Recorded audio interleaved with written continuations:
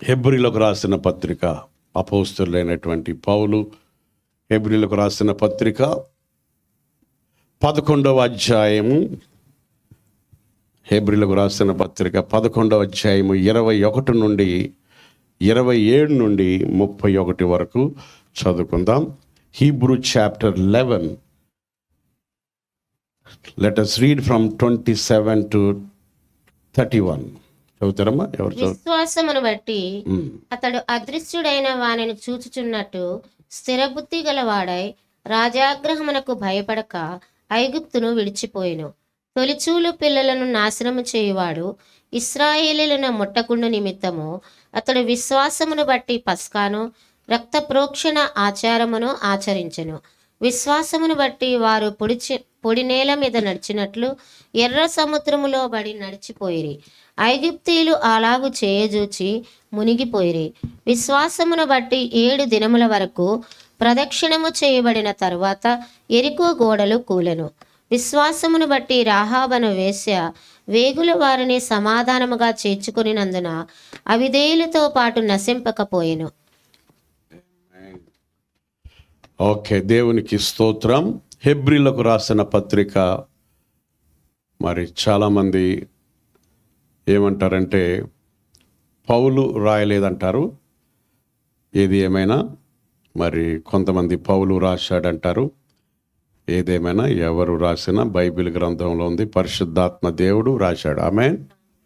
So హెబ్రీలకు రాసిన పత్రిక 11వ అధ్యాయం అంతా మనకెవరు కనిపిస్తారంటే విశ్వాస వీరులు అనొచ్చు. చెప్పండి, విశ్వాస వీరులు. ఆల్మోస్ట్ ఇందులో 16 మందో 11 మందో ఉన్నారు, 16 పీపుల్. సో ఈ 16 మందిలో ఒక స్త్రీ ఉంది. 16 మందిలో ఇద్దరు ఉన్నారా? స్త్రీలు ఒకరే ఉన్నారు కదా. సో అక్కడ ఏమంటాడంటే, ప్రతి ఓడు ఏమంటాడంటే విశ్వాసమును బట్టి ఎరుకో గోడలు కూల్చారు, విశ్వాసమును బట్టి విజయము సాధించారు అని అన్ని ఆ వర్డ్స్ ఏమంటుందంటే by faith, by faith, by faith. విశ్వాసం అనండి. విశ్వాసం అంటే నిరీక్షించు వాటి యొక్క నిజస్వరూపం. ఇంకొక ఉందా? ఓకే. సో 2% ఉన్నట్టున్నారు స్త్రీలు. సో షారా ఉన్నది, తర్వాత రాహాబ్ ఉంది. ఓకే. సో విశ్వాసము లేకుండా దేవునికి ఇష్టలై ఉండుట అసాధ్యం. ఆమేన్. సో గ్రేస్ అంటే ఇవ్వబడింది, గ్రేస్లో మనకి ఇవ్వబడింది. ఫెయిత్ అంటే తీసుకోవడం అన్నమాట. సో గ్రేస్లో మనకంతా ఇవ్వబడింది, కృప ద్వారా మనం పొందుకోవడం. అందుకని కృప ద్వారా విశ్వాసాన్ని బట్టి మనం ఏం చేయబడ్డాం? రక్షించబడ్డాం. చూడండి, ఉదాహరణకి ఇక్కడ మీకు కొన్ని ఫ్రూట్స్ పెట్టాం, గ్రేస్ ఇవ్వబడింది అనమాట. ఫ్రూట్స్ పెట్టాం, మీరు వచ్చి ఫెయిత్ ఏం చేయాలి? తీసుకోవాలి. అందుకని విశ్వాసం అనేది కూడా చాలా ప్రాముఖ్యం. ఆమేన్. సో ఇక్కడ యాక్చువల్గా మనం ఏం చూస్తున్నామంటే మోషేను చూసాము. తర్వాత చదవమా మరొకసారి 27వ వాక్యం. విశ్వాసమును బట్టి అతడు అదృశ్యుడైన వానిని చూచుచున్నట్టు స్థిరబుద్ధి గలవాడై రాజాగ్రహమునకు భయపడక ఐగుప్తును విడిచిపోయెను. నెక్స్ట్. తొలిచూలు పిల్లలను నాశనము చేయువాడు ఇశ్రాయేలీయులను ముట్టకుండు నిమిత్తము అతడు విశ్వాసమును బట్టి పస్కాను రక్త ప్రోక్షణ ఆచారమును ఆచరించెను. ఓకే, మోషే అని ఉంది కదా. 24 మోషే పెద్దవాడైనప్పుడు విశ్వాసమును బట్టి ఐగుప్తు కంటే క్రీస్తు విషయమైన నింద గొప్ప భాగ్యమని ఎంచుకొని.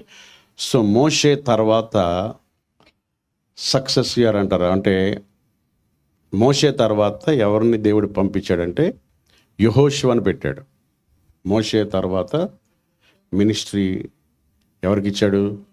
యెహోషువకి ఇచ్చాడు. యెహోషువ టైంలోనే ఇశ్రాయేలు ప్రజలందరూ కానానికి వెళ్ళారన్నమాట. అయితే మోషే పేరుంది, అబ్రహాం పేరుంది, ఇస్సాకు పేరుంది, అందరి పేర్లు ఉన్నాయి కానీ ఎవరి పేరు లేదంటే యెహోషువ పేరు లేదు. హలో, పొరపాటున రేషన్ కార్డులో అందరి పేర్లు ఉండి మీ పేరు లేదంటే ఎలా ఉండదు అమ్మా? ఆయన చర్చిలో అందరి పేర్లు ఉండి మీ పేరు లేదంటే ఏమంటారు? నేను 10 సంవత్సరాలు చర్చికి వస్తున్నాను, నా పేరు లేదా అంటారు. మంచోళ్ళ పేర్లు ఉండవు. హల్లెలూయా చెప్పండి. రైట్. యెహోషువ actually is a man of faith. యాక్చువల్గా నెక్స్ట్ ఎవరి పేరు రావాలంటే యెహోషువ పేరు రావాలి. కానీ యెహోషువ పేరు అక్కడ హోలీ స్పిరిట్ రాయలేదు. సో కొన్నిసార్లు మన పేర్లు కొన్ని ప్రాంతాల్లో లేకపోయినా భయపడద్దు. ఆమేన్. ఒకవేళ మన పేర్లు హైడ్రాలో ఉన్నా భయపడద్దు. హల్లెలూయా చెప్పండి. ఎవరు అంటలేదు అంటలేదు. ఆమేన్. సో మొన్న మధ్యలో GHMCలు మన దగ్గర కూడా వచ్చారు. వచ్చి మీది కూడా హైడ్రాలో ఉందన్నారు. ఎవరు ఆమెన్ అంటలేదు. Hallelujah, praise lord. No problem. ఒకవేళ పడగొడితే కొత్త చర్చ్ కట్టుకుంటాం. ఆమెన్ చెప్పండి. ఆమెన్. పడగొట్టరు కానీ జస్ట్ ఈ ఏరియా అంతా సర్వే చేస్తున్నారనమాట. సర్వే చేస్తున్నప్పుడు మరి అన్నీ కొలుచుకున్నారు. ట్యాక్స్ ఎక్కువ కట్టాలి. యాక్చువల్గా మనం కొంచెమే కడుతున్నాం, మనకి అంతా కొలుచుకుని ట్యాక్స్ ఎక్కువ కట్టాలి. ఆ ట్యాక్స్ కట్టకపోతే మళ్ళీ హైడ్రాలోకి వస్తుందని చెప్పారనమాట. సో ఏదేమైనా ట్యాక్స్ ఎక్కువ కట్టాలంటే దశం భాగాలు కూడా ఆమెన్. ఎవరు ఆమెన్ అంటలేదు. మీరు కూడా మీ ట్యాక్స్ కూడా ఏం చేయాలి? పెంచాలి. ఆమెన్. ప్రైజ్. సో దాదాపుగా ఎన్ని సంవత్సరాల నుంచి ఉంటున్నారు మీరు అంటే, నేను తెలియక 20 సంవత్సరాల నుంచి అన్నాను. 20 సంవత్సరాల నుంచి కానీ ఈ కన్స్ట్రక్షన్ 20 సంవత్సరాల నుంచి లేదు. ఆల్మోస్ట్ 2 years నుంచే ఉంటుంది. మరి 5 years నుంచి లెక్కేస్తే 3.5 లక్షలు ఎంత వేశారనమాట. ఇది ఏమైనా మనం భయపడని అవసరం లేదు. సో తర్వాత రేపు ఎల్లుండో వస్తారని చెప్పారు. సో ఎందుకు ఈ మాటలు మీకు చెప్పానంటే, కొన్నిసార్లు మన పేరు ఒక చోట కనబడకపోయినా మనం అధైర్యపడని అవసరం లేదు. కొన్నిసార్లు మన పేరు కనబడలేదంటే మనల్ని ఏం చేయలేదు, ప్రజలు గుర్తించలేదు. గుర్తించలేనప్పుడు ఎలా ఉంటాం? అంతేనా? ఒట్టి బాధగానే ఉంటారా? అంతే నా ఫీలింగేనా అమ్మా? మీ ఏరియాలో మీ కార్పొరేటర్ దగ్గర లేకపోతే మీ స్ట్రీట్లోనే మీ పేరు లేదంటే ఎలా ఉంటుంది అమ్మా? కోపం వస్తుంది, గొడవ చేసేస్తాం. ఆమె మీ పేరు జీవ గ్రంథంలో రాయబడింది. హల్లెలూయా. సో యాక్చువల్గా యెహోషువ చాలా మ్యాన్ ఆఫ్ ఫెయిత్. యెహోషువ అంటే రక్షకుడు అని అర్థం. యెహోషువ యేసుప్రభుకి గుర్తు అన్నమాట. అలాంటి ఆయన పేరు లేదు. చూడండి, is a man of faith. మోషే కానా చూడడానికి పంపినప్పుడు 12 మందిని పంపించాడు. 12 మందిలో 2 రైట్ రిపోర్ట్ ఇచ్చారు.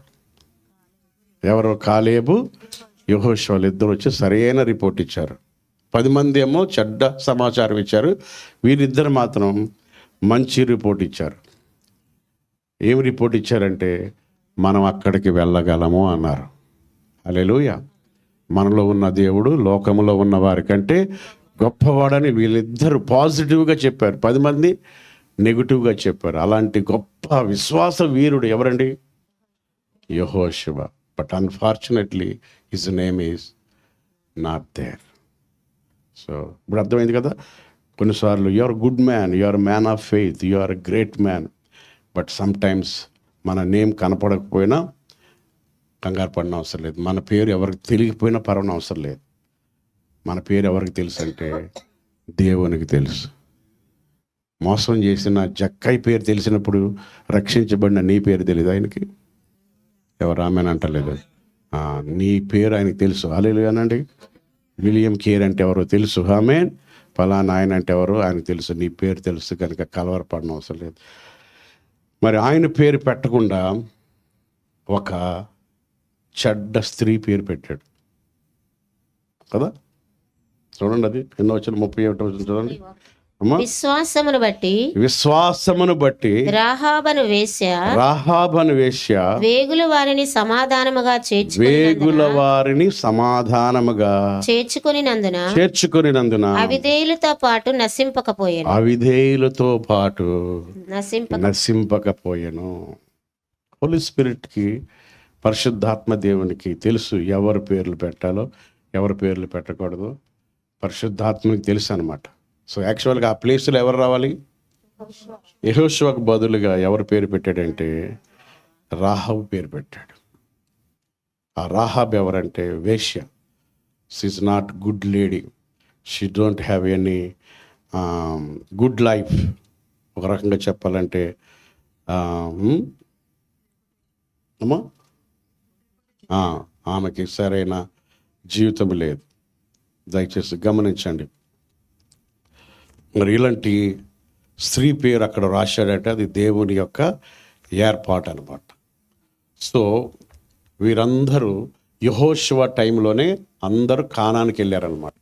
యెహోషువే కానానికి నడిపించిన మెయిన్ లీడర్ అనమాట. యెహోషువ మోషే చనిపోయిన తర్వాత యెహోషువకి పరిచర్య అప్పబడింది. ఆ యెహోషువ అందరినీ కానానికి తీసుకెళ్ళారు. కానాన్లో ఉన్నారు. కానాన్లో ఉన్నప్పుడు మరి ఏం జరిగిందంటే ఇద్దరు వేగుల వారిని మరి ఎరుకో ప్రాంతం చూడమని ఇద్దరు వేగుల వారిని పంపించడం జరిగింది. అది మీకు యెహోషువ గ్రంథంలో ఉంటుంది.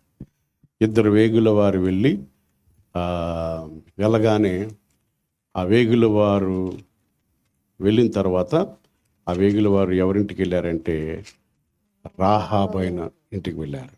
వేశ్య అయిన రాహాబ్ ఇంటికి వెళ్ళినప్పుడు ఆ ఇద్దరు వేగుల వారు కానాను నుండి వచ్చారు. ఎందుకంటే ఎరుకో పట్టణాన్ని ఏం చేయాలంటే ఆక్రమించుకోవాలన్నమాట. సో వేగుల వారు ఎప్పుడైతే వచ్చారన్న సంగతి తెలిసిందో వెంటనే రాజుగారికి ఇన్ఫర్మేషన్ వచ్చేసింది అనమాట. ఇన్ఫర్మేషన్ వస్తే వెంటనే వీళ్ళు వెళ్తే రాహాబ్ ఇంటికి వెళ్తారని వెంటనే రాహాబు దగ్గరికి రాజుగారు మనుషులను పంపాడు. మనుషులు పంపినప్పటికీ అప్పుడు ఆల్రెడీ వాళ్ళిద్దరు ఎక్కడ ఉన్నారంటే రాహాబ్ ఇంట్లో ఉన్నారు. ఇంట్లో ఉంటే ఆమె ఏమన్నదంటే ఇప్పుడే వెళ్ళిపోయారు అన్న.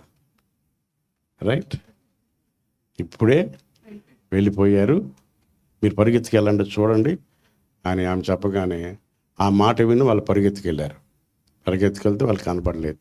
అప్పుడు ఏం చేశారంటే గేట్లు, మెయిన్ గేట్ వేసేసారనమాట.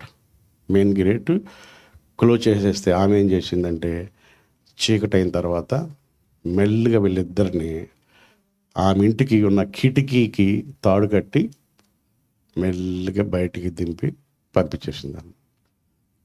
అందును బట్టి ఈమె పేరు ఎక్కడ ఉందంటే హెబ్రీ పత్రిక విశ్వాస వీరుల్లోకి ఎక్కిందనమాట. చూసారా? మరి యెహోషువ అయితే చాలా పెద్ద పెద్ద పనులు చేశాడు. సూర్యచంద్రుల్ని ఆపాడు. గొప్ప విశ్వాస వీరుడు. కానీ ఆయన పేరు రాకుండా ఈమె పేరు ఇక్కడ దేవుడు పెట్టాడంటే అది దేవుని యొక్క కృప, దేవుని ఏర్పాటు అనమాట అండి. గట్టిగా హల్లెలూయా చెప్పండి, ఆమేన్. అందుకని మొదటి వారు ఏమవుతారు? కడపటి వారు అవుతారు. కడపటి వారు మొదటి వారు అవుతారు. నిజంగా మనము కూడా యోగ్యులం కాము తండ్రి అని పిలవడానికి. మనం కూడా ఎన్నిక లేని వారు. మనము తృణీకరించబడిన ప్రజనం. రాయికి, రప్పకు, చెట్టుకు, పుట్టకు మొక్కుతున్నటువంటి వారమైన మన మీద పరిశుద్ధాత్మ దేవుడు కనికరించి ఆయన కృప చూపించి ఎక్కడో ఉన్న మనల్ని జీవగ్రంథంలో పేర్లు పెట్టించాడు. దేవునికి మహిమ కలుగు. గట్టిగా హల్లెలూయా చెప్దాం. హల్లెలూయా. ఓకే, దేవునికి మహిమ. చూడండి, ఇంకా ఇది చదువుతున్నప్పుడు నాకు కొన్ని విషయాలు పరిశుద్ధాత్మ దేవుడు తెలియజేసాడు. త్వరగా అది మనం ముందుకు వెళ్దాం.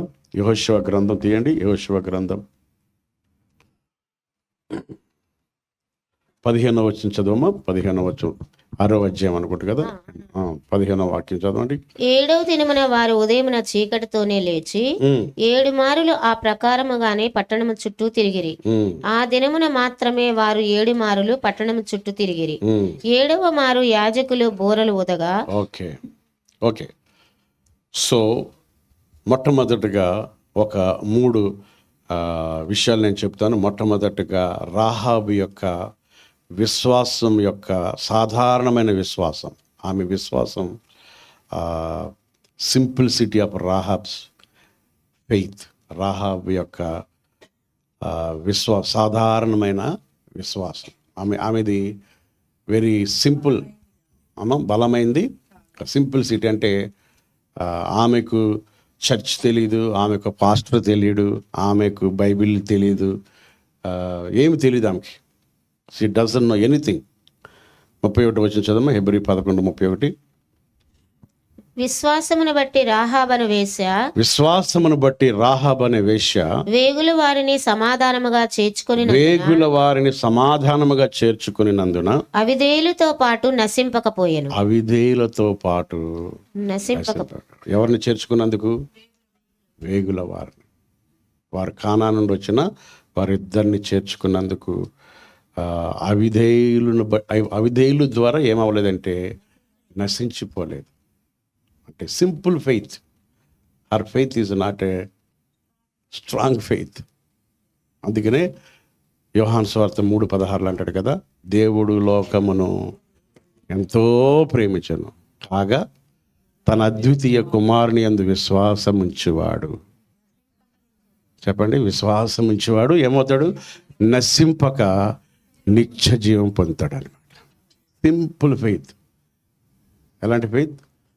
Very simple. ఒక సాధారణమైన, తమిళ్లో బాగుంటుంది కదా, ఒక సాధారణ, ఏమంటారు తమిళ్లో?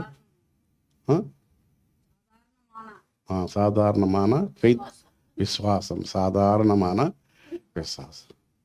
ఆమెకి బైబిల్ జ్ఞానం లేదు, తర్వాత పాస్టర్ గారితో ఎక్స్పీరియన్స్ లేదు, ఎవరు తెలియదు. Simple faith. అందుకనే కొంచెం విశ్వాసం, ఆవగింజంత విశ్వాసం ఉంటే చాలు అంటాడు. విషయం ఏంటంటే మనం పెద్దవాళ్ళమై మొత్తం విశ్వాసం పోయింది. ఎంత విశ్వాసం ఉండాలట?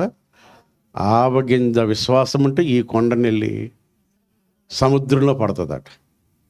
ఇంకో చోట అంటాడు, ఈ తరముల్లో నేను విశ్వాసమును కనుగొందునా అంటాడు. ఒక చోట ఒక ఆమె అంటది, మరి యేసుప్రభు దగ్గరికి వస్తుంది, వచ్చి శిష్యులు అనుకుంటా, విశ్వాసాన్ని కూడా నువ్వే పుట్టించంటారు అమ్మా. విశ్వాసం కూడా వృద్ధి పొందించి అంటాడు. యేసుప్రభు అంటాడు విశ్వాసం ఉంచి అంటాడు. విశ్వాసం ఉంచి అంటే విశ్వాసం వస్తలేదు, విశ్వాసం కూడా ఇయ్య అంటాడు. హల్లెలూయా. ఆ విశ్వాసమునకు కర్త అనమాట ఆయన. విశ్వాసం కూడా ఇచ్చేది ఎవరు? ఆయన. అందుకని వినుట వల్ల ఏమొస్తుంది? విశ్వాసం వస్తుంది అనమాట. విశ్వాసం లేకుండా దేవునికి ఇష్టలై ఉండుట అసాధ్యం. అందరూ విశ్వాసం అనండి. కుక్కను గురించి ఏమంటాం మనం? ఒకసారి కుక్కను అమ్మాడంట, ఒక అమ్ముతున్నాడంట. అమ్ముతుంటే కొన్నవాడు అడిగాడంటే, మంచి విశ్వాసం కలదంటే 10 సార్లు అమ్మాను మళ్ళా వచ్చింది అన్నాడంట. ఎలాంటిది ఇది? అంత విశ్వాసం కలిగింది అన్నాడు. అయితే నేను కొన్నా ఏమవుద్ది? తిరిగి వచ్చేస్తాను. అందుకని దేవుడు కోరుకునేది ఏంటి? Simple faith. Hallelujah. She doesn't have a big కొండలు పగలగొట్టే విశ్వాసం ఏమి లేదు. ఆవగింజ. యాక్చువల్ ఆవగింజ అంటే పాలస్తీనా దేశంలో గసగసాలు లాంటిది అనమాట. గసగసాలు ఎందులో వేస్తారు? ఇది తినడమే తెలుసు కానీ ఎందులో వేస్తారు మాకు తెలియదు. ఎందులో వేస్తారమ్మా? వరలండి ఎందుకు వేస్తారు? గ్రేవ్ రావడానికి. కొబ్బరి గసాలు. అది ఎంత ఉంటుంది? పాలస్తీనా దేశంలో అంత ఆవగింజ అంత ఉంటుందట. అంత విశ్వాసం ఉంటేనే గొప్ప గొప్ప కార్యాలు జరుగుతాయట. ఈమె విశ్వాసం పెద్దది ఏం కాదు, సింపుల్ ఫెయిత్. ఈమె విశ్వాసం సింపుల్ ఫెయిత్ అనడానికి విషయాలు ఏంటి చూడండి. అక్కడ 9వ వచనం చదవమ్మా. 6వ అధ్యాయం 9వ వచనం. యోధులు బూరలు నూదుచున్న యాజకులకు ముందుగా నడిచిరి. దండు వెనుకటి భాగము మందసము వెంబడి వచ్చెను. చదువు. యోధులు బూరలు నూదుచున్న యాజకులకు ముందుగా నడిచిరి. దండు వెనుకటి భాగము మందసము వెంబడి వచ్చెను. 6వ అధ్యాయమున చదివి. ఓకే. 23లో రాహాబును గురించి. అమ్మా అదే అధ్యాయం 23లో రాహాబును గురించి. 6. ఒక్క నిమిషం. 10వ వచనం చదువు, 10వ వచనం. మరియు యెహోషువ, మీరు కేకలు వేయుడని నేను మీతో చెప్పు దినము వరకు మీరు కేకలు వేయవద్దు. ఒక్క నిమిషం. చాప్టర్ 2:9. చాప్టర్ 2:9. ఎస్, ఇందాక కూడా అది చదవాలి. చాప్టర్ 2:9. ఎస్. యెహోవా ఈ దేశమును మీకు ఇచ్చుచున్నాడనియు మీ వలన మాకు భయము. ఆగండి. 9th వర్షన్ అమ్మా. 9th వర్స్ అందరు చూడండి. యెహోవా అని యెహోవా ఈ దేశమును మీకు యాక్చువల్గా ఆమె సింపుల్ ఫెయిత్లో ఆమె ఏమన్నదంటే I know the Lord. Lord అన్నది. లార్డ్ అని చూడండి, LORD. బిగ్ లెటర్స్ ఉన్నాయి చూసారా, యెహోవా. ఐ నో ద లార్డ్ అంటే ఆమెకు యెహోవా దేవుని గురించి తెలుసు. చదవమా. యెహోవా ఈ దేశమును మీకు ఇచ్చుచున్నాడనియు మీ వలన మాకు భయము పుట్టిననియు మీ భయము వలన ఈ దేశ నివాసులందరికీ ధైర్యము చెడుననియు నేనెరుగుదును. చూడండి, అంటే ఈమెకు దేవుడెవరో తెలుసు. Rahab knows who God is. ఆమెకు దేవుడెవరో తెలుసు, who God is. 11th verse చదవమా. మేము వినినప్పుడు మా గుండెలు కరిగిపోయెను. మీ దేవుడైన యెహోవా. మీ దేవుడైన యెహోవా. మళ్ళీ లార్డ్ అన్న చూడండి, లార్డ్ అనేది 3 సార్లు వాడిందండి. యెహోవా దేవుడు. మీ దేవుడైన యెహోవా పైన ఆకాశమందును. చెప్పండి. పైన ఆకాశమందును క్రింద భూమి అందును దేవుడే. మీ ఎదుట ఎట్టి మనుషులకైనను ధైర్యం. ఈమె వేశ్య కానీ, ఈమె దేవుని నమ్మిన బిడ్డ కాదు, కానీ దేవుని గురించి తెలుసు అన్నమాట. అంటే విన్నదన్నమాట. విన్నది కాబట్టి తెలిసిన ఆమె అన్నమాట. సో రెండోది, వాట్ గాడ్ హ్యాస్ డన్ అంటే దేవుడు వారికి ఏం చేశాడో తెలుసు. మన దేవుడు ఎవరో ఆమెకు తెలుసు, మన దేవుడు ఏం చేశాడో కూడా తెలుసు. 10వ వచనం చదవమ్మా మరొకసారి. 10th verse. మీరు ఐగుప్తు దేశంలో నుండి వచ్చినప్పుడు మీ ఎదుట యెహోవా ఎర్ర సముద్రపు నీరును ఎలాగో ఆరిపోజేసెను. యొర్దాను తీరముననున్న అమోరీయుల 2 రాజులైన సీహోనుకును ఓగుకును మీరేమి చేసితిరో అనగా మీరు వారిని ఎలాగో నిర్మూలన చేసితిరో. చాలా ఇన్ఫర్మేషన్ ఉంది మీ దగ్గర. హలో, ఒక రకంగా చెప్పాలని మనకన్నా బెటర్. హల్లెలూయా. చేతులైతే హల్లెలూయా అంటే హీ నోస్. యొర్దాను దాటించింది తెలుసు, తర్వాత రాజుల్ని హతం చేసింది తెలుసు. మనం అనుకుంటాం వీళ్ళు చెడ్డోళ్ళు, వీళ్ళకి ఏం తెలుసు అనుకుంటాం. చెడ్డోళ్ళకి ఎక్కువ తెలుస్తుంది, ఎందుకంటే ఎక్కువ అబ్జర్వ్ చేస్తారనమాట. ఆమెకి ఏమి తెలుసు అనుకుంటాం. మీ దేవుడు చేసినవన్నీ మేము విన్నాం. మీ దేవుడు గొప్ప దేవుడు. Praise the lord. అందుకని మన దేవుడు గురించి ఎప్పుడు మన దేవుడు గొప్ప దేవుడు. హల్లెలూయా. తర్వాత ఇంకేమంటుందంటే ఆమె ఆయన ఇంకా ఏం చేస్తాడో కూడా తెలుసు. 9వ వచనం చదవమ్మా. What God was about to do. ఏమంటుంది? ఈ దేశం, ఏ దేశం? ఈ దేశం మీకు ఇచ్చి ఉన్నాడనియు మీ వలన మాకు భయము పుట్టుననియు మీ భయము వలన ఈ దేశ నివాసులందరికీ ధైర్యము చెడుననియు నేను ఎరుగుదును. మీ వలన మాకేమవుతుంది? ధైర్యము. మీరు మామూలు కాదు. హల్లెలూయా. కొంతమంది లోకస్తులకు తెలిసినంత మనకు గురించి మనకు తెలియదు. అవునా కదా? వాళ్ళు ఏమంటారంటే యేసుప్రభుకు చాలా గొప్ప దేవుడు, మీలో ఉన్నవాడు గొప్ప దేవుడు అంటారు. కానీ మనకి ఆ గొప్పతనం తెలియదు కొన్నిసార్లు. సో లోకస్తులకు తెలిసింది, ఆ స్త్రీకి తెలిసింది, అనేక మందికి మన దేవుని గొప్పతనం తెలుసు అన్నమాట. సో ఈ స్త్రీకి మన దేవుడు ఎవరో తెలుసు, మన దేవుడు ఏం చేశాడో తెలుసు, తర్వాత ఏం చేయబోతున్నాడో కూడా తెలుసు. ఆమెకు తెలుసు ఏంటంటే ఈ యెరికో పట్టణాన్ని కూడా మీరు ఆక్రమించుకోబోతున్నారు. మీరు శత్రువులు మీ ముందు నిలబడలేరు. ఎందుకంటే ఒక రకంగా చెప్పాలంటే మీ దేవుడే రియల్ దేవుడు. హల్లెలూయా. గట్టిగా హల్లెలూయా చెప్పుదాం. అందరికీ తెలుసు యేసు ప్రభువు రక్షకుడు అని అందరికి తెలుసు. అందరికి తెలిసినా రారు, వాళ్ళందరికీ తెలుసు ఇవన్నీ నేనమ్మా బూటకాలని వాళ్ళకి తెలుసు, మనది రియల్ అని తెలుసు. దేవునికి స్తోత్రం. 2 చేతులు ఎత్తి హల్లెలూయా చెప్దాం. ఎంత చక్కని మాట. 9వ వచనంలో అంటాడు, ఏం చేస్తాడో తెలుసు, మీ ముందు ఎవరు కూడా నిలబడలేరు. మీ భయము, చదవ మాట మరొకసారి. మీ భయము వలన ఈ దేశ నివాసులందరికీ ధైర్యము చెడుననియు నేను చెడునని. ఒక రకంగా చెప్పాలంటే మనల్ని చూసి వాళ్ళు భయపడుతున్నారు, కానీ మనం ఏం చేస్తున్నాం?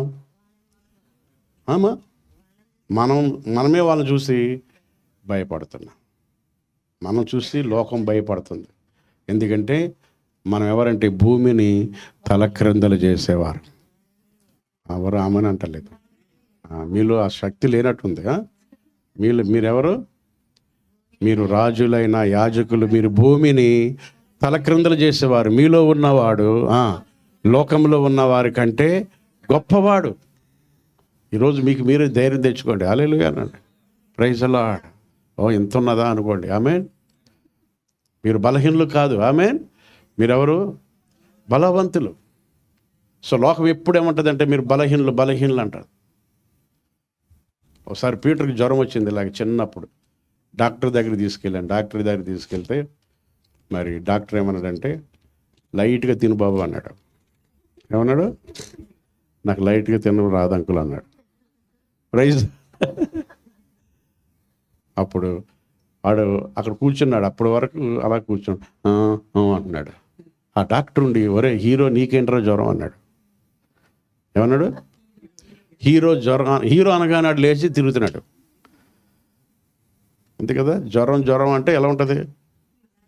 అలాగే నీరసంగా ఉంటుంది. హీరో అనగానే లేచి తిరిగాడు. డాడీ తగ్గిపోయింది, వెళ్ళిపోతున్నాడు అన్నాడు. మరి ఆయనకి బిల్లు ఇవ్వాలంటే ఇంకెందుకు, ట్యాబ్లెట్ ఏమీ లేదు. ఒక రకంగా తిరిగి వచ్చేసాం. హల్లెలూయా చెప్పండి. అందుకనే మీలో ఉన్నవాడు లోకంలో ఉన్నవారి కంటే గొప్ప దేవుడు. మీలో ఎవరికైనా జ్వరం వచ్చినా, మీలో ఎవరైనా బలహీనతలు ఉన్నా, బలహీనతలు పలకూడదు. ఏమనాలి? హీరో అంటే చాలు. జీరో అన్నాం అనుకోండి, ఉన్న బలం అంతా పోతుంది. సో ఏమంటుంది? మీ దేవుడు గొప్పవాడు. మీ దేవుడు యొర్దానని 2 పాయలు చేశాడు. మీ ముందు ఎవరు నిలబడలేరు. ఎంత ఇన్ఫర్మేషన్ వచ్చిందండి. Praise the lord. యేసు నామములో భారతీయ దేశస్తులు అందరూ మన గురించి అలా తెలుసుకుందరుగాక. మీ ఇంటి పక్కన వాళ్ళు తెలుసుకుందరుగాక. వాళ్ళందరూ మీ ఇంటికి వచ్చి అందురుగాక. ఆమేన్. మీరు ప్రార్థిస్తే కార్యాలు జరుగుతాయమ్మా. మీలో ఉన్న దేవుడు గొప్ప దేవుడు. లోకంలో ఉన్న వారి కంటే గొప్పవాడు. మీరే కరెక్ట్. ఒకసారి ఒక సిస్టర్ మన చర్చికి వచ్చేది. వాళ్ళ భర్త ఏమో ఈస్ నాట్ ఏ క్రిస్టియన్, ఆమె ఏమో క్రిస్టియన్ అయింది. ఒక రోజున్న గుడికి రమ్మన్నాడట. నేను రాను అంటే, నువ్వు రాకపోతే నేను విడిచిపెట్టేస్తాను అన్నాడట. మాకు వచ్చి చెప్పింది, ఏం చేయమంటారు అయ్యగారు అంటే, మరి నేనేం చేయను అన్నాను. హల్లెలూయా. ప్రార్థన చేసుకోమ్మా అంటే, వెళ్ళమంటారు వద్దంటారు, ఏ విషయం చెప్పండి అన్నారు. అప్పుడు నీకు వెళ్ళాలనిపిస్తే వెళ్ళు, ఇంటికి వెళ్ళిపోవాలంటే ఇంటికి వెళ్ళిపోన్నాను. మీ అమ్మగారి ఇంటికి వెళ్ళిపోతావా, లేకపోతే ఆయనతో గుడికి వెళ్తావా?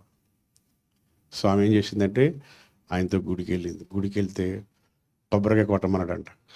ఆమె ఏం చేసిందంటే కొబ్బరికాయ తీసుకుని యేసు రక్తమే జయమని కొట్టిందంట. ఏమన్నది? ఆ పూజారిని నువ్వు క్రిస్టియన్వా అన్నాడంట. అవును అయ్యగారు అన్నాడు. అయ్యా ఆయనే కరెక్ట్ దేవుడు అమ్మా అన్నాడంట. హల్లెలూయా. ఎవరు కరెక్ట్? ఆయనే కరెక్ట్ అమ్మా. నిజమేనండి అంటే ఆ మాట విని భర్త మారు మనసు పొందాడు. సువార్త ఎవరు చెప్పారంటే పూజారి చెప్పాడు. చూసారా, దేవుడు అందరికీ తెలుసు. యేసయ్యే మాట్లాడరమ్మా, గొప్ప దేవుడు అని అందరికీ తెలుసు. విషయం ఏంటంటే మనకే తెలియదు. అమనాది కదా. ఏముంది?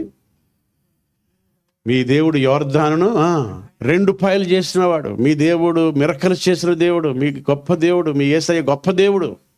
ఆయన చేశాడు, ఇంకా చేయబోతాడు. ఈ ప్రాంతం అంతటిని మీరు ఏం చేయబోతున్నారంటే స్వాధీనపరచకపోతున్నారు. మీ భయం అందరికీ ఉంది.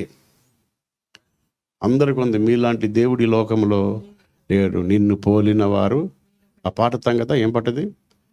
నిన్ను పోలిన వారెవరు,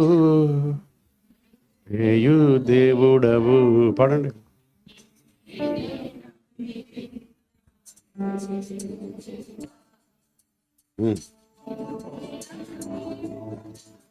ఓకే, కార్డు ఆగండి, కార్డు వేసుకోమా.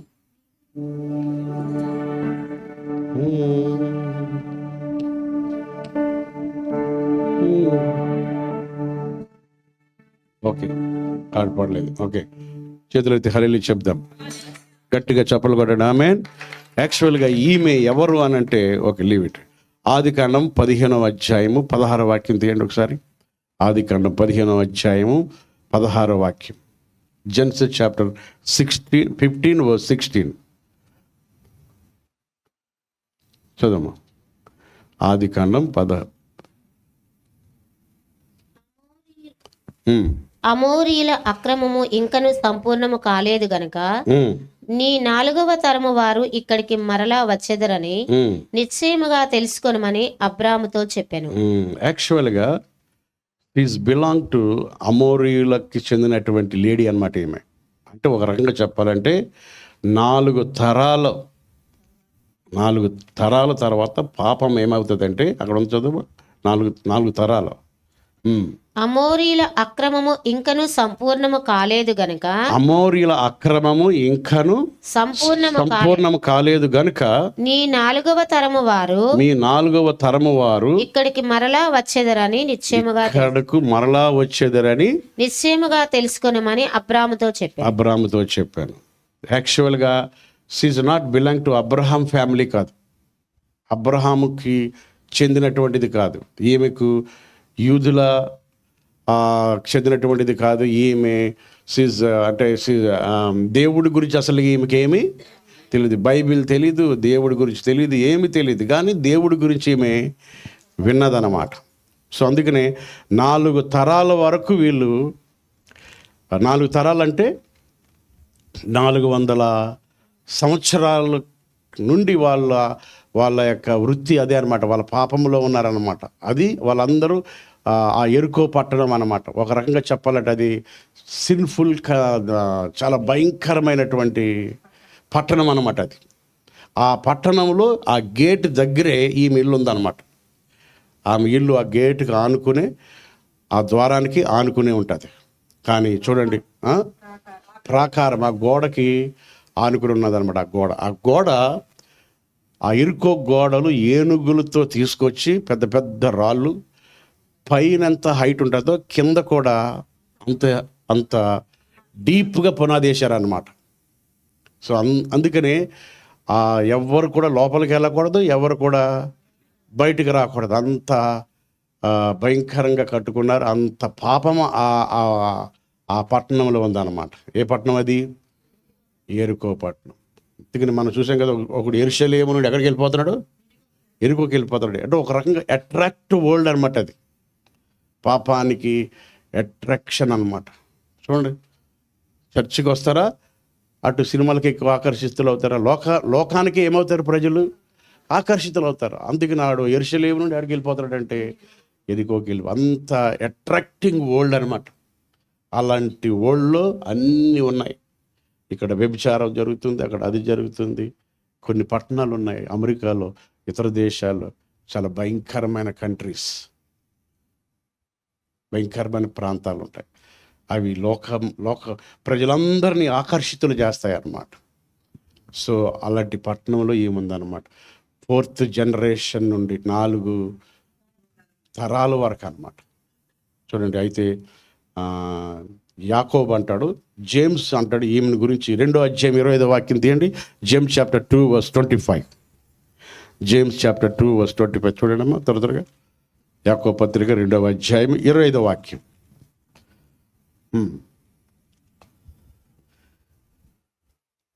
రాహాబను వేశ్య కూడా దూతలను చేర్చుకొని వేరొక మార్గమున వారిని వెలుపలికి పంపివేసినప్పుడు లోపలికి పంపివేసినప్పుడు వెలుపలికి పంపివేసినప్పుడు క్రియల మూలముగా నీతిమంతురాలని ఎంచబడెను. ఏమంటున్నాడు ఇక్కడ?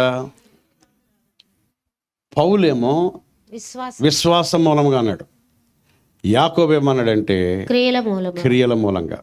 ఓకే, జాగ్రత్తగా గమనించారా? సో జేమ్స్ ఏమో క్రియల మూలంగా అన్నాడు, పౌలేమో విశ్వాసమును బట్టి అన్నాడు. ఒక రకంగా చెప్పాలంటే ఒక వ్యక్తి, ఒక పాపి విశ్వాసము ద్వారానే నీతిమంతుడు అవుతాడు అన్నమాట.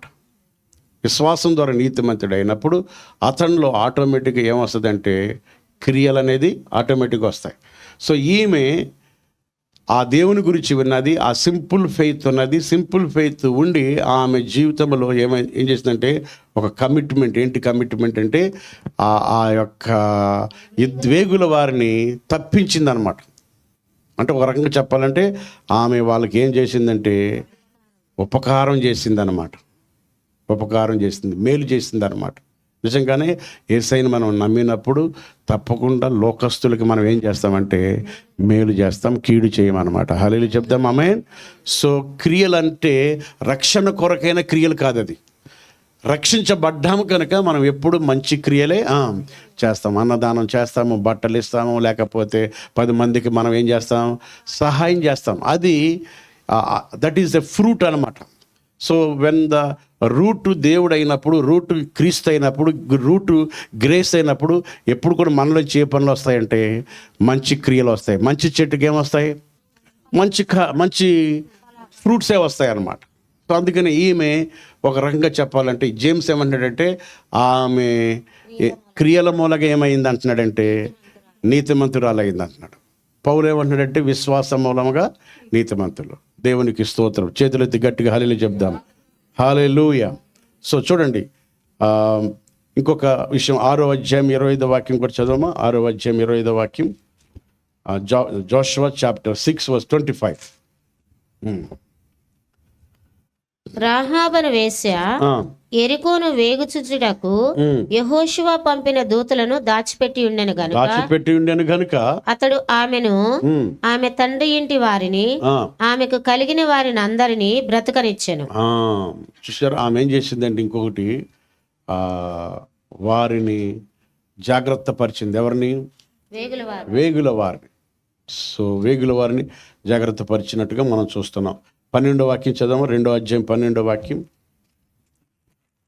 2వ అధ్యాయం 12వ వాక్యం. నేను మీకు ఉపకారము చేసితిని గనుక. నేను నీకు ఉపకారం చేసితిని గనుక. ఏం ఉపకారం చేసింది? వాళ్ళిద్దరిని కిటికీలో నుండి దాచి కిటికీలోంచి పంపించేసింది. చదువు. నేను మీకు ఉపకారము చేసితిని గనుక. ఉపకారం చేసితిని గనుక మీరును నా తండ్రి ఇంటికి ఉపకారము చేసి. మీరు నా తండ్రి ఇంటికి ఏం చేయండి? ఉపకారం చేయండి. నాకు నిజమైన ఆనవాళ్ళను ఇచ్చి. ఇప్పుడు అడుగుతుంది, నాకు ఒక ఆనవాళ్ళు ఇవ్వండి. ఎందుకంటే మీరు ఈ పట్టణాన్ని స్వాధీనపరుచుకుంటారు, నాకు తెలుసు. మీ దేవుడు గొప్ప దేవుడు. హల్లెలూయానండి, ఆమేన్.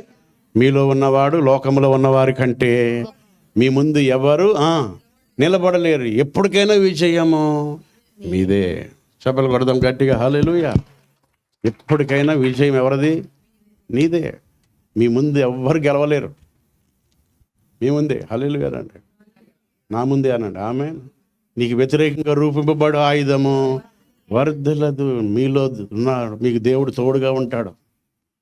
Praise the lord. అందుకనే మీరు నాకు ఒక ఆనవాళ్ళు ఇవ్వండి. ఒక ఏముందమ్మా ఇంగ్లీష్లో? I beg you swear to me by the lord. ఒక రకంగా వాగ్దానంతో కూడిన భద్రత అన్నమాట. Since I have shown you kindness. Since I have shown you kindness, that you also will show kindness to my father's house and give me a true token. Give me a true token. True token. తెలుగులో ఏముందమ్మా? ఒక ఆనవాళ్ళు ఇమ్మన్నది. అప్పుడు వాళ్ళు ఏం చేశారంటే ఏమానవాళ్ళు ఇచ్చారు? 2వ అధ్యాయం 18వ వాక్యం చదవమ్మా. 2:18 ఉంటుంది. నీవు మమ్మను దించిన ఈ కిటికీకి. నీవు మమ్ములను దించిన ఈ కిటికీకి ఈ ఎర్రని దారమును కట్టి. అందరు చెప్పండి, ఏ దారం? ఎర్రని దారం. నీ తండ్రిని, నీ తల్లిని, నీ అన్నదమ్ములను, నీ తండ్రి ఇంటి వారిని అందరినీ, నీ తండ్రి ఇంటి వారందరినీ, అన్నదమ్ములను, అక్క చెల్లెలను, బంధువులను, మీ మమ్మీ డాడీని అందరినీ నీ ఇంట చేర్చుకో. నీ ఇంట చేర్చుకో. నీ ఇంటి ద్వారములలో నుండి వెలుపలికి వచ్చువాడు తన ప్రాణమునకు తానే ఉత్తరవాది. ఒకవేళ ఆ ఇంట్లో లేకుండా బయట తిరిగాడు అనుకో, మేము వచ్చినప్పుడు వాళ్ళని ఏం చేస్తామంటే చంపేస్తాం. కానీ మీ బంధువులు ఎవరైనా ఆ ఇంట్లో ఉన్నారంటే మేమేం చేస్తామంటే ఆ ఎర్రని దారాన్ని చూస్తాం. ఎర్రని దారాన్ని చూసినప్పుడు మిమ్మల్ని మాత్రం ఏమీ చేయం. ఎంత అభయం కదా, ఎంత భరోసా, ఏమంటారమ్మా, ఎంత భరోసా, ఎంత అభయం, ఎంత భరోసా. ఏంటి ఆ ఎర్రని రక్తం అంటే మన ప్రభువు అయిన యేసుక్రీస్తు వారి యొక్క అమూల్యమైన రక్తం అన్నమాట. చప్పట్లు కొడదాం గట్టిగా, హల్లెలూయా, ప్రైజ్ ది లార్డ్. యేసయ్య రక్తము మనకి అభయం, భరోసా కదా. చాలామంది అంటారు నేను గ్యారంటీ ఉంటానంటారు, నేను నీ గ్యారంటీ అంటారు. కరెక్ట్గా మనకు ఆపద వచ్చినప్పుడు నేను ఎప్పుడన్నానో అంటారు కదా, అవునా కదా, మాట్లాడరమ్మా.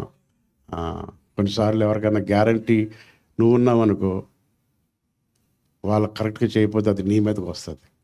దేవుడు ఇచ్చిన గ్యారంటీ 101% నెరవేర్చబడుతుంది అన్నమాట. హల్లెలూయా. నేను నీతో సదాకాలం, నేను నిన్ను విడువను ఎడపను. వాగ్దానంతో కూడిన భద్రత. ఆమేన్. The promise of Rahab safety. ఎంత సేఫ్టీ అంటే ఆ ఎర్రని రక్తం, యేసు రక్తం. ఇందాక మన కోయర్ బిడ్డలు పాడారు కదా, యేసు రక్తము రక్తము రక్తము అమూల్యమైన రక్తము, మైన రక్తము, యేసు రక్తము రక్తము రక్తము, యేసు రక్తము రక్తము. పాడండి అందరు. అమూల్యమైన కలంకమైన రక్తం, మూల్యమైన రక్తం, యేసు కలంకమైన రక్తము, యేసు రక్తము రక్తము రక్తము. మొదటి చరణం. రక్తము రక్తము, ఘోర పాపమును కడుగును మన యేసయ్య రక్తము, ప్రతి ఘోర పాపమును కడుగును మన యేసయ్య రక్తము. బహు దుఃఖములో మునిగెనే, చెమట రక్తముగా మారెనే. బహు దుఃఖములో మునిగెనే, చెమట రక్తముగా మారెనే. యేసు రక్తము రక్తము రక్తము, యేసు రక్తము రక్తము రక్తము. అందరూ పాడదాం, చప్పట్లు పడదాం. యేసు రక్తము రక్తము రక్తము, ఆమేన్. యేసు రక్తము రక్తము రక్తము, అమూల్యమైన అమూల్యమైన రక్తము, నిష్కలంకమైన రక్తము, అమూల్యమైన రక్తము, నిష్కలంకమైన రక్తము, యేసు రక్తము రక్తము హల్లెలూయా. రక్తము, యేసు రక్తము రక్తము రక్తము. ఆమేన్. అమూల్యమైన రక్తము, నిష్కలంకమైన రక్తం. ఎప్పుడైతే మీరు రక్షించబడ్డారో, మారు మనసు పొందారో, బాప్తిసం తీసుకున్నారో, మీకు ఏమీ కట్టబడిందంటే అమూల్యమైన యేసు రక్తం. హల్లెలూయా. యేసు రక్తములు మీ ప్రతి పాపములన్నీ కడిగివేయబడ్డాయి అన్నమాట. స్వామి ఆ గుర్తు తీసుకుంది. తీసుకుని అడిగింది అక్కడ, చదవమ్మా మాట. నీవు మమ్మను దించిన ఈ కిటికీకి ఈ కిటికీకి ఈ ఎర్రని దారమును కట్టి ఎర్ర దారము కట్టి నీ తండ్రిని నీ తల్లిని నీ అన్నదమ్ములను నీ తండ్రి ఇంటి వారిని అందరినీ నీ ఇంట చేర్చుకొనుము. నీ ఇంట చేర్చుకో. నీ ఇంటి ద్వారములలో నుండి వెలుపలికి వచ్చువాడు తన ప్రాణమునకు తానే ఆ ఇంట్లోనే ఉండాలి. ఇంట్లో నుంచి ఎక్కడికి రాకూడదు, బయటికి రాకూడదు. పొరపాటున బయటకు వస్తే మాత్రం భద్రత లేదు. అందుకని ఆయన సన్నిధిలోనే మనకు భద్రత ఉంది. హల్లెలూయా అవునండి. ఆయన మందిరంలోనే భద్రత ఉంది. హల్లెలూయా. యేసయ్యలోనే మనకి సేఫ్టీ ఉంది. ఆమేన్. కృపాక్షేమములు మనతో ఉంటాయి అన్నమాట. ఆమేన్. మన పిల్లలకి దేవుని మందిరంలోనే చేతులెత్తి హల్లెలూయా అనండి. ఆమేన్. మనము ఎప్పుడు ఆదివారం సోమవారం ఎప్పుడు సమయం ఉన్నప్పుడు ఆయన సన్నిధిలో టైం గడపాలి. ఆయన సన్నిధిలో భద్రత ఉంది. అందులోంచి బయటికి వెళ్తే మాత్రం నేనేం చేయలేనని 21వ వచనం చూడమ్మా. 21వ అందుకు ఆమె మీ మాట చెప్పున జరుగును గాక అని చెప్పి, నీ మాట చెప్పున జరుగును గాక అని చెప్పి వారిని వెళ్ళనంపెను. వారు వెళ్ళిన తర్వాత ఆమె ఆ తొగరు దారమును కిటికీకి కట్టెను. తొగరు ద్వారం అనండి. తొగరు ద్వారం స్కార్లెట్ తెలుగులో ఇంగ్లీష్లో ఉంది Scarlet cord. Scarlet cord in the window. చదువు. వారు వెళ్ళి కొండలను చేరి తరుము వారు తిరిగి వచ్చు వరకు 3 దినములు అక్కడ నివసించిరి. తరుము వారు ఆ మార్గం అందంతటను వారిని వెతికిరి గాని వారు కనబడలేదు. ఆ 2 మనుషులు తిరిగి కొండల నుండి దిగి నది దాటి నూను కుమారుడైన యెహోషువ యొద్దకు వచ్చి తమకు సంభవించినదంతయు అతనితో వివరించి చెప్పిరి. అంత చెప్పారు యెహోషువకి. అప్పుడు ఆమె ఇంటి వాళ్ళందరినీ పిలిచింది. వాళ్ళ తల్లిదండ్రులు పిలిచి ఉంటుంది కదా, వారి తల్లిదండ్రులు అనుకుని ఉంటారు, మా కూతురు చెడిపోయింది, మా కూతురు ఇలా అయిపోయిందే అని వాళ్ళు తల్లిదండ్రులు ఏం చేసి ఉండొచ్చు, బాధపడి ఉండొచ్చు కదా. ఎప్పుడైతే ఆ తల్లిదండ్రులకు చెప్పింది, ఇన్వైట్ చేసిన చూడు, అది ఎక్కడ ఉంటుంది, ఎన్నో వర్షంలో ఉంది అది. She invited all the parents, family అందరినీ ఇన్వైట్ చేసింది చూడమ్మా. 20 దొరికిందా?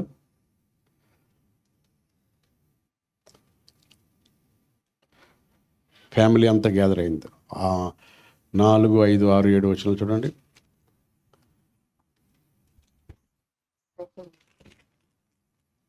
అందరిని ఇన్వైట్ చేసినట్టుగా మనం చూస్తాం. 6:23 అనుకుంటా. వేగుల వారైన ఆ మనుషులు పోయి రాహాబును ఆమె తండ్రిని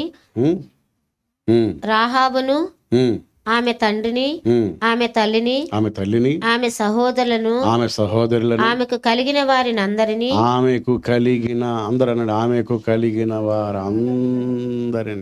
వెలుపలికి తోడుకొని వచ్చి వాళ్ళ తల్లిదండ్రులు యాక్చువల్గా ఏమనుకుని ఉంటారు, మా పాప ఏమైపోయిందో అనుకుంటారు.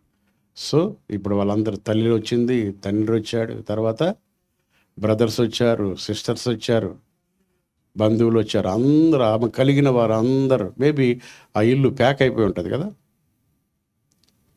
వాళ్ళకి చెప్పు ఉంటుంది, మీరు మాత్రం బయటికి వెళ్ళకండి, ఇక్కడే ఉండండి. టీ అక్కడే తాగుతున్నారు, బ్రేక్ఫాస్ట్ అక్కడే తింటున్నారు, లంచ్ అక్కడే తింటున్నారు. అందరితో ఇల్లు ఏమైపోయింది, ఆ కిటికీకి మాత్రం ఏం వేలాడుతుంది, ఎర్రని దారం వేలాడుతుంది. ఇంతలోపుగా వచ్చేసారు ఇశ్రాయేలు ప్రజలు, యూదులు అందరూ దాడి చేయడానికి వచ్చేసారనమాట. వచ్చేస్తే యెరికో చుట్టూ 7 రోజులు ఎన్నిసార్లు తిరిగారంటే 7 సార్లు తిరిగారు. 7 రోజులు 7 సార్లు తిరిగారు. పాటలు పాడుకుంటూ, బోరలు ఊదుకుంటూ, యాజకులు ముందు నడుస్తున్నారు, మార్చింగ్ చేస్తున్నారన్నమాట యెరికో చుట్టూ. 7వ రోజు 7 సార్లు తిరిగారు. 7 రోజులు, ఒక రోజు ఫస్ట్ డే తిరిగారు, ఏం జరగలేదు. సెకండ్ డే తిరిగారు, ఏమి జరగలేదు. మూడో రోజు తిరిగారు, ఏమి జరగలేదు. ఏడో రోజు తిరిగారు, ఏడో రోజు కూడా తిరిగారు, ఏం జరగలేదు. ఏడవ రోజు మాత్రం 7 సార్లు తిరిగారు. మొత్తం ఎన్నిసార్లు? 14, 13, 13 సార్లు. ఏడవ రోజు 7వ రోజు లెక్కట్టొద్దు. ఓకే, 13, 14, 13 సార్లు. 13 సార్లు తిరిగారు. అందరూ అనండి, 13 సార్లు తిరిగారు. 13 సార్లు తిరిగే వరకు ఏమి 12 సార్లు తిరిగే వరకు ఏం జరగలేదు. అందుకని జరిగే వరకు తిరుగుతూనే ఉండాలి, జరిగే వరకు వస్తూనే ఉండాలి. హల్లెలూయా చెప్పండి. మొదటిసారి తిరిగి రెండోసారి తిరిగి ఇంకేం జరగలేదని డిసప్పాయింట్ అవ్వలేదు. 13వ తిరగగానే అక్కడ ఏముందంటే ఎరుకో గోడలు యాక్చువల్గా గుణపాలు పెట్టి కొట్టలేదు, లేకపోతే ఏనుగులు వచ్చి గొద్దలేదు. ఏనుగులతో వేసిన రాళ్ళు స్తుతిస్తూ ఉంటే, ప్రైజ్ చేస్తూ ఉంటే, ఆరాధిస్తూ ఉంటే, ఆ పాటలు పాడుతూ ఉంటే ఎరుకో గోడలు ఎటు కూలి తెలుసా? లోపల కూలి. అక్కడ కూడా ఎంత క్రూర చూడండి, బయటకు కొనలేదు. బయటకు కూలితే ఎవరు చచ్చిపోతారు? స్తుతించేవారు చచ్చిపోతారు. అందుకని స్తుతించేవారు ఎప్పుడు చచ్చిపోరు. అందుకని ఏం చేయాలి? దేవుని మనం స్తుతించాలి. ఈవెన్ పౌలు శీలలకు స్తుతిస్తున్నప్పుడు కూడా ఏం జరిగిందంటే చెరసాల పునాదులు వణికిపోయినాయి, కదిలిపోయినాయి అన్నమాట. స్తుతిస్తూ ఉంటే ఆ చెరసాల జైలు అధికారి కూడా రక్షించబడడానికి నేనేమి చేయాలి? అందుకని దేవుని మనం ఏం చేయాలంటే ఆరాధించాలి, స్తుతించాలి. చేతులెత్తి హల్లెలూయా చెప్పండి. ఆమేన్, ఆమేన్. మౌనంగా ఉండకూడదు. దేవుని ఏం చేయాలి? స్తుతించాలి, అరవాలి, కేకలు వేయాలి. మనకు సౌండ్ ప్రూఫ్ ఉంది కదా, ఎంతైనా గట్టిగా కేకలు వేసుకోవచ్చు. ఏ పోలీస్ కంప్లైంట్ ఉండదు. ఇప్పుడు ఒకవేళ పోలీస్ కంప్లైంట్ అయితే ఇంకా పెద్ద చర్చ దేవుడు మనకి ఇస్తాడు. కమాన్, హల్లెలూయా. అరుచుకుంటా రావాలి, అరుచుకుంటా వెళ్ళాలి, కేకలు వేయాలి, స్తుతించాలి. ప్రభుని గంభీర స్వరముతో దేవుని మనం ఏం చేయాలంటే చప్పట్లు కొట్టాలి, స్తుతించాలి, దేవుని మహిమపరచాలి. అందుకనే there is a power in the praise. స్తుతిలో ఏముందంటే గొప్ప శక్తి ఉందన్నమాట. అలా స్తుతిస్తూ 13వ స్తుతిస్తుండగా చదువు. 6 ఆవిడుందా? ఎక్కడుంది? 6, 16, 16, 6 త్వరగా 7th టైం. 7వ దినమున వారు ఉదయమున చీకటితోనే లేచి 7 మారులు ఆ ప్రకారము చుట్టూ పట్టణము చుట్టూ తిరిగిరి. ఆ దినమున మాత్రమే వారు 7 మారులు పట్టణము చుట్టూ తిరిగిరి. 7వ మారు యాజకులు బూరలు ఊదగా యెహోషువ జనులకు ఇలాగూ ఆజ్ఞ ఇచ్చెను. కేకలు వేయుడి, యెహోవా ఈ పట్టణమును మీకు అప్పగిస్తున్నాడు. హల్లెలూయా అనండి. ఆమేన్. ఈ ప్రాంతాన్ని నీకు అప్పగిస్తున్నాడు. ఆమేన్. నువ్వు అడుగుపెట్టే స్థలము దేవుడు నీకు ఇస్తూ ఉన్నాడు. ఆమేన్.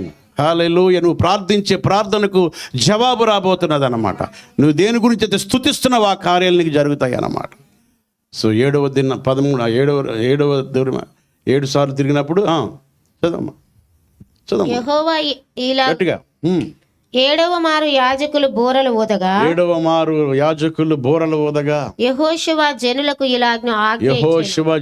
ఇలాగ ఆజ్ఞాపించెను. కేకలు వేయుడి, యెహోవా ఈ పట్టణమును మీకు అప్పగించుచున్నాడు. ఈ పట్టణమును దీనిలో ఉన్నది యావత్తును యెహోవా వలన శపింపబడెను. రాహాబు అనే వేశ్య మనము పంపిన దూతలను దాచిపెట్టెను గనుక ఆమెయు ఆ ఇంటనున్న వారందరూ మాత్రమే. వినండి, యాక్చువల్ గా వాళ్ళు పడగొడుతున్నారా, దేవుడు పడగొడుతున్నాడా? మాట్లాడతలేదు. దేవుడు పట్టణం అంతా పడగొట్టినప్పుడు పట్టణానికి బాబు కూర్చో డోంట్ డిస్టర్బ్. దేవుడు పట్టణాన్ని పడగొడుతున్నప్పుడు యాక్చువల్గా రాహాబు ఇల్లు కూడా ఏమవ్వాలి? చూడండి, ఆ ప్రాకారం ఆనుకుని ఉండదు. అది కూడా చదువు. ఎన్నో వర్షం అది? 2వ అధ్యాయము. ఇల్లు ఆ ప్రాకారానికి ఆనుకుని ఉంటుంది. 2:15 చదువు. ఆమె ఇల్లు పట్టణపు ప్రాకారం మీద నుండెను. ఆమె ఇల్లు ఎలా ఉంది? ఈ పట్టణపు ప్రాకారం, ఈ ప్రాకారాన్ని మీద ఉందన్నమాట. యాక్చువల్గా ప్రాకారం పడిపోతుంది. ప్రాకారం పడిపోయినప్పుడు ఏమవ్వాలి? మాట్లాడరమ్మా. ఇప్పుడు హైడ్రా ఉంటే నిజంగా క్రైస్తవునికి పడకూడదు. హల్లెలూయా, ప్రైజ్ ది లార్డ్. అది వేరు ఇది వేరులేండి. రైట్. సో రైట్, ఈ ప్రాకారం అంటే ఈ గోడ పైన ఉంది ఇల్లు. యాక్చువల్గా ప్రాకారం అంతా ఏమైంది? పడిపోతుంది. ప్రాకారం అంటే వాల్స్ కూలిపోతుంటే ఈమె ఇల్లు కూడా ఏమవ్వాలి? కూలిపోవాలి. అది యాక్చువల్గా న్యాచురల్గా జరిగేది అది. కానీ సూపర్ న్యాచురల్ కార్యం జరిగింది అక్కడ. హల్లెలూయా అనండి. ఆమేన్. సూపర్ న్యాచురల్ అంటే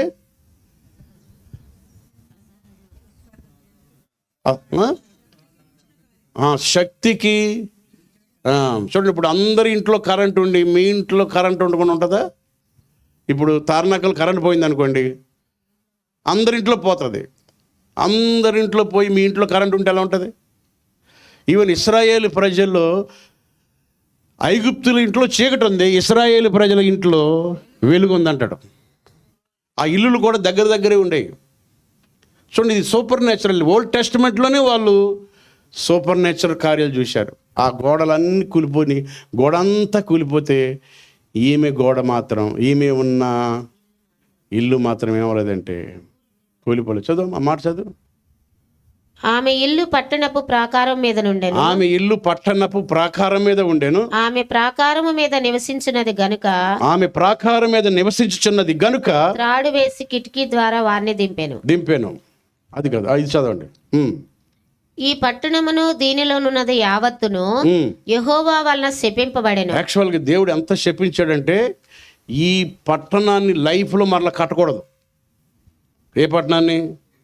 ఎరుకో గోడ కట్టినోడు చచ్చిపోతాడు, జ్యేష్ఠ కుమారుడు చచ్చిపోతాడు, అంత శపించాడు. అసలు దాని జోలికి వెళ్ళకూడదు. ఎందుకంటే అది శాపగ్రస్తమైన పట్టణం అన్నమాట. 4 తరాల నుండి ఉన్నటువంటి శాపం అందులో ఉన్నదన్నమాట. ఆ ప్రజలు కనీసం దేవుడి కరుణకి ఏమాత్రము పాత్రులు, ఆ పట్టణంలో ఉన్నవారు కానీ ఆ పట్టణ చుట్టుపక్కల ఉన్నవారు కానీ ఏమాత్రం అసలు వాళ్ళు దేవుడు కృప చూపడానికి అర్హత లేనటువంటి పాపంలో ఉన్న ప్రజలు అన్నమాట వాళ్ళు. చదువమ్మా.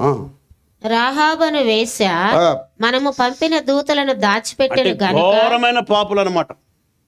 ఇంకేమైనా ఉందా దానికి? భయంకరమైన పాప జనాంగం అన్నమాట. ఎన్ని తరాలు? 4 తరాలు. 4 తరాలు. అంత పాపం పండిపోయిన పాపములు పండిపోయిన ప్రజలు ఉన్నారన్నమాట. అందుకని ఆ పట్టణాన్ని అసలే శపించేశాడు. ఆ ప్రజలు అక్కడ ఎవ్వరు కూడా మన దాన్ని ఏం చేయకూడదంటే కట్టకూడదు. అది కడితే వాడు జ్యేష్ఠ కొడుకు చచ్చిపోతాడు. ఒకటి కట్టడానికి పూనుకుంటే జ్యేష్ఠ కుమారుడు చచ్చిపోయాడు. అసలు దాని జోలికి వెళ్ళకూడదు అనమాట. చదవమ్మా. ఈ పట్టణమును దీనిలోనున్నది యావత్తును యెహోవా వలన శపింపబడెను. రాహాబను వేశ్య మనము పంపిన దూతలను దాచిపెట్టిన గనుక. చూసారా, శపించబడిన ఊరిలో నుండి, శపించబడిన ప్రాంతంలో నుండి ఒక వేశ్య దేవుని కృప పొందింది.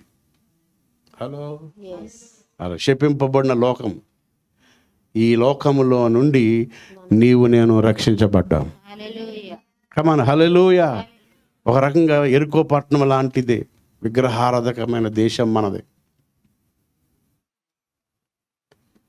అందుకని అంటాడు కదా, వేశ్యనైనా పర్లేదు కానీ వేషధారిని విగ్రహారాధికమైన దేశం మనం. ఒక రకంగా చెప్పాలంటే విగ్రహారాధన వలన దేవునికి కోపం వస్తుంది అన్నమాట. చూడండి, ఎక్కడ చూసినా ఇప్పుడు ఏం జరుగుతుంది. సో దేవుడికి ఇష్టం కానిది ఏంటంటే ఒక రకంగా మనం ఏమరంటే పాపానికి పాత్రులం, శాపానికి పాత్రులం. అందుకని పాడతాం కదా, శిక్షకు మనం పాత్రులం. మన తరాలన్నీ మనకేం తీసుకొచ్చాయంటే శాపాన్ని తీసుకొచ్చిన. అసలు మనకి దేవుడి కరుణ, అసలు దేవుడు మనం ఇలా బైబిల్ పట్టుకుని తిరుగుతున్నామంటే అది దేవుని కృప. అర్థమైందా? దూరస్తులో మనం చెప్పండి, అందరూ ఎవరు తండ్రి అని పిలవడానికి కూడా అర్హత లేదు. యూదులకి మనకి మధ్య గోడ ఉంది, ఆ గోడ పగడగొట్టి ఉభయులను ఏం చేశాడంటే తన రక్తము చేత ఏకపరిచాడు అనమాట. అసలు నువ్వు రక్షించబడ్డావంటే అది గొప్ప కృప అన్నమాట అండి. ఇంత శాపగ్రస్తమైన లోకములో వేశ్య ఎంత డేంజర్ లేడీ. ఆమె కాదు, ఆమె పిల్లలు, ఆమె ఆమె తల్లిదండ్రులు, బంధువులు అందరూ. చదువమ్మా. రాహాబను వేశ్య మనము పంపిన దూతలను దాచిపెట్టింది గనుక ఆమెయు ఆ ఇంటనున్న వారందరూ ఆమె ఇంటనున్న వారందరూ మాత్రమే బ్రతుకుతురు. మాత్రమే. అంతమంది చనిపోతే ఎంతమంది బ్రతికారంటే ఆమె ఫ్యామిలీ మాత్రమే బతికారు. ఆ ఫ్యామిలీని దేవుడు ఎన్నుకున్నాడు అనమాట అండి. గట్టిగా చెప్పలు కొడదాం హల్లెలూయా. ఇంతమంది లోకములో నిన్నే దేవుడు ఎందుకు ఎన్నుకున్నాడు? అందుకని పౌలు అంటాడు, ఎంత గొప్ప మాట్లాడండి నాన్న, ఇంత గొప్ప ఏదో కూడికి తిండికి నమ్ముకున్న బిడ్డగా ఉండకూడదు, ఏదో బతుకు దేరు కొరకు నమ్ముకున్న. ఈ రక్షణ అనేది గొప్ప భాగ్యం. చెప్పండి, గొప్ప భాగ్యం. అసలు మీకు చాలామందికి రక్షణ భాగ్యం వాల్యూ తెలియలేదు. ఇంత శాపగ్రస్తమైన వరల్డ్లో ఆ ఒక్కదానికి ఏమొచ్చిందంటే ఆ రక్షణ భాగ్యం దొరికింది. చూడండి, పట్టణం ఏమైపోయింది? కాలిపోయింది. కాలిపోయింది. అంతమంది కాలిపోతే, అంతమంది శపించబడితే ఈ ఒక్క స్త్రీ ఇప్పుడు అసలు ఇవి ఏమనుకుంటుంది? ఈమెను అడుగుతాం, ఇంటర్వ్యూ చేద్దాం. అదే చెప్తాను, అది కూడా వస్తుంది. అంత కృపదురి. యాక్చువల్గా 4 తరాల నుంచి వస్తున్న శాపం.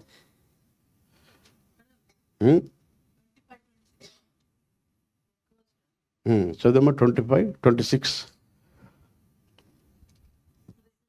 చదవమ్మా ఫాస్ట్. 6:25.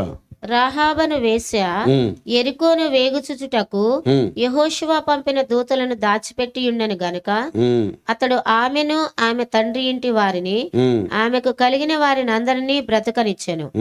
ఆమె నేటి వరకు ఇశ్రాయేలీయుల మధ్య నివసించుచున్నది. ఆమె ఏమైందంటే ఇశ్రాయేలియా పార్ట్ ఆఫ్ గాడ్స్ ఫ్యామిలీ అయిపోయింది. చప్పలు కొట్టండి హల్లెలూయా. 4 తరాలు వాళ్ళ తల్లిదండ్రులు, బంధువులు ఎవ్వరు రాని దొరకని కృప ఎవరికి దొరికిందంటే ఈమెకి. రాహాబు ఇశ్రాయేలుతో దేవుని ఆరాధించేవారుగా అయిపోయింది. చెప్పండి ఆమేన్. ఎంత కృప కదా. చదువుమాక. ఆ కాలమున యెహోషువ జనుల చేత శపథము చేయించి వారికి ఇలాగూ ఆజ్ఞాపించెను, ఎవడు యెరికో పట్టణమును కట్టించ పూనుకొనునో వాడు యెహోవా దృష్టికి శాపగ్రస్తుడగును. వాడు దాని పునాది వేయగా వాని జ్యేష్ఠ కుమారుడు చచ్చును. అసలు దాన్ని ఇంకా ముట్టుకోకూడదు. చూసారా, అందులో బట్టలు తీసుకోకూడదు, అందులో ఏం ముట్టుకోకూడదు. అసలు ఇది లోకం. ఒకడు దేవుని బిడ్డ అయితే లోకముతో సంబంధం లేదన్నమాట. Praise the lord hallelujah. So ఇది మన లైఫ్లో ఎలాగా మనం అన్వయించుకుంటామంటే, సో 3 విషయాలు ఏంటంటే ఇది చెప్పి నేను ముగించేస్తాను. గట్టిగా హల్లెలూయా చెప్పండి ఆమేన్. God's grace covers real sins. దేవుని కృప పాపాలన్నిటిని ఏం చేసిందంటే కప్పివేసిందనమాట. 4 తరాల నుండి వస్తున్న పాపాలన్నీ దేవుని కృప ఏం చేసిందంటే కప్పివేసిందనమాట. అందుకనే ఆయన కృప జీవము కంటే ఉత్తమం. అంటే 4 తరాల నుండి వస్తున్న జీవము కంటే ఏది గొప్పదంటే ఆయన కృప ఎక్కువ అనమాట. Praise the lord. చూడండి, దేవుని ప్రేమ విస్తారమైన పాపాలను క్షమిస్తుందట. చూడండి, 1 పేతురు 4:8 ఉంటుంది.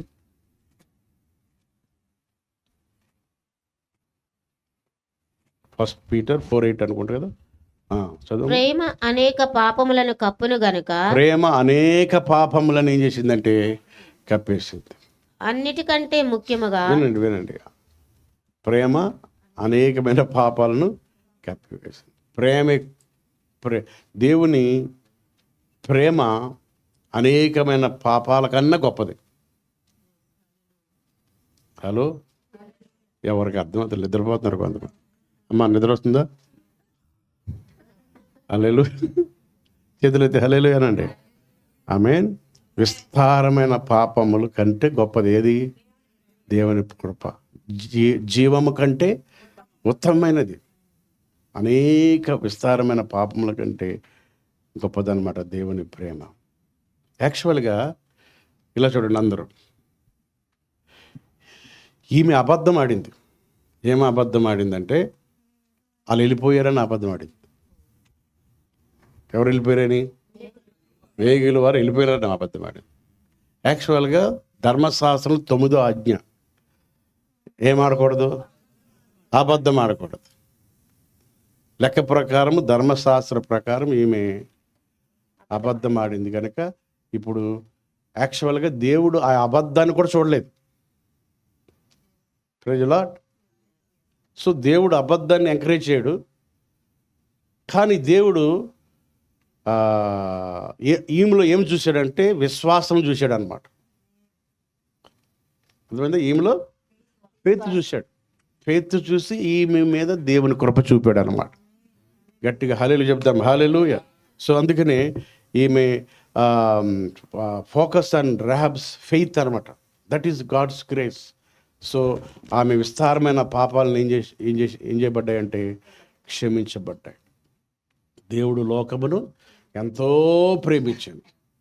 ఆయనందు విశ్వాసం ఇచ్చేవారు నశింపక నిత్య జీవం పొందిన 4 తరాల నుండి వస్తున్న పాపి మీద దేవుడు ఏం చూపించాడంటే కృప చూపాడు అనమాట. సో ఇప్పుడు కృప ఎక్కువ, 4 తరాల వచ్చిన పాపం ఎక్కువ. కృప ఎక్కువ, ప్రేమ ఎక్కువ, పాపాలు ఎక్కువ, ప్రేమే ఎక్కువ. సో రెండో పాయింట్ ఏంటంటే God's grace offers real hope. ఈమెకి నిజంగా చెప్పాలంటే హోప్ లేని ఆమెకి ఏమైందంటే హోప్నిచ్చాడు అనమాట, నిరీక్షణ ఇచ్చాడు. సో మూడవదిగా God's grace brings real change. ఈమెలో ఏం తీసుకొచ్చాడంటే గొప్ప మార్పు తీసుకొచ్చాడు. ఎంత మార్పు తెచ్చాడంటే మత్తయి సువార్త 1వ అధ్యాయం 5వ వచనం చూడండి. మత్తయి సువార్త 1వ అధ్యాయం 5వ వాక్యం. ఎంత గొప్ప చేంజ్ వచ్చిందంటే ఒక యేసు ప్రభుని మీద విశ్వాసం ఉంచడం ద్వారా, ఆ మిడిమిడి ఫెయిత్ ఆమె మీద ఉండడం ద్వారా ఎంత చేంజ్ వచ్చిందంటే, ఎంత గొప్పదైందంటే 5వ వచనం చదవమా. నయస్సును షల్మానును కనెను. నయోసు యేసుక్రీస్తు వంశావళి ఇది. నయోసు సల్మాన్ అనండి. సల్మాన్ కాదు, సల్మాన్ కనెను. షల్మాను రాహాబునందు. అప్పుడు ఈమెకు పెళ్ళయింది. రాబాబుకి ఏమైంది? పెళ్ళయింది. పెళ్ళిలో ఎవరు చేసుకుంది? సల్మాన్ పెళ్లి చేసుకుంది. సల్మాన్ చేసుకుని షల్మాను రాహాబునందు బోయజును కనెను. ఓకే, బోయజ్ గుర్తుందా? హలో, ఆర్డినరీ పీపుల్, ఎక్స్ట్రాడినరీ గారు చెప్పాను కదా. ఇప్పుడు సల్మాను రాహాబునందు ఎవరిని కన్నదంటే బోయజ్ ఎవరు? రూతుని చేసుకున్న ధనవంతుడు. అంటే రాహాబుకి సల్మాన్కి పుట్టినోడు బోయజ్ అనమాట. ఆయన చాలా ధనవంతుడు. ఆమేన్. చూసారా? అంటే ఇప్పుడు 4th జనరేషన్ పాపం వచ్చింది, కానీ ఇప్పుడు 4th జనరేషన్లో గొప్ప కార్యాలు జరిగాయి. చూడండి, సల్మాను యందు షల్మాను రాహాబునందు బోయజును కనెను. బోయజు రూతునందు ఓబేదును కనెను. ఓబేదు యెషయాని కనెను. ఓబేదు ఏమో యెషయాని కనెను. యెషయి రాజైన దావీదును కనెను. ఊరియా భార్యగా నుండి దావీదు పట్టణమందు నేడు రక్షకుడు పుట్టాడు. ఆ రక్షకుడు పుట్టిన దాని ద్వారా మీరు నేను కూడా రక్షించబడ్డామన్నమాట.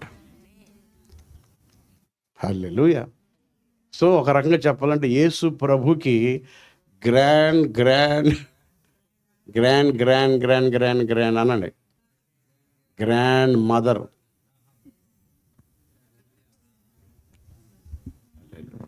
ఎక్కడున్న ఆమెని ఎక్కడ తీసుకొచ్చింది ఏంటిది?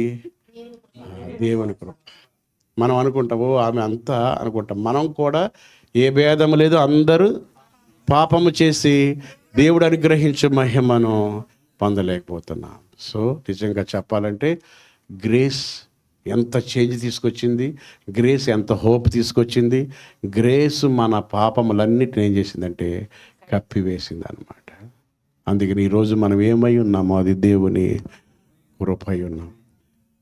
అంటే 4 తరాల్లో భవిష్యత్తు లేని వ్యక్తులకు ఏమి ఇచ్చిందంటే గ్రేస్, హోప్ ఇచ్చింది అనమాట. ఆమేన్.